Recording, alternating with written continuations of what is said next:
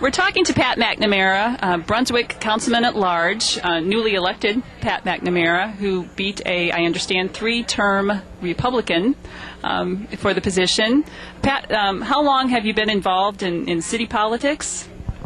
Off and on for a period of about 10 years. I always like to get involved in city, not necessarily city politics, but city events and some of the things that are happening, clubs, the Optimist Club, and I coached in the recreational leagues and managed softball, baseball, soccer.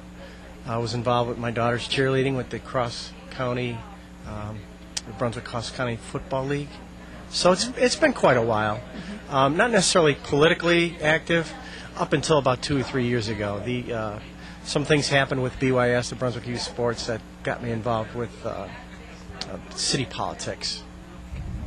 And it is very impressive that you beat a three-term councilman for the position.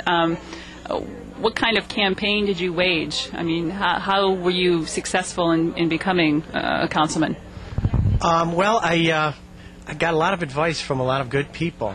Mr. Nick Hannock was instrumental in helping me discern which voters get out the vote, breaking down precinct by precinct, and actually going door to door. He was very helpful in forcing me, against my will, to go out and knock on doors.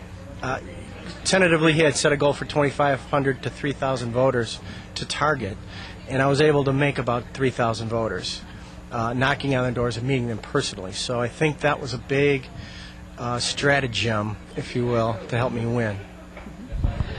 Concerning funding for local governments and so forth, what do you believe would happen if Ted Strickland, who's running as a Democratic gubernatorial candidate, if his opponent were to get into the office? What do you feel would happen to local city funding?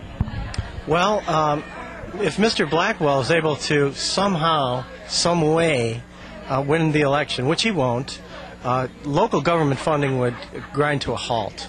The Tell-Tabor Amendment, which I believe will be pulled from the election, would force all local governments to keep their budgets under 3%. So, unfortunately, it's been tried in California and in Colorado, and it brought those states to their knees. So, we're hoping that will be pulled from the ballot before November.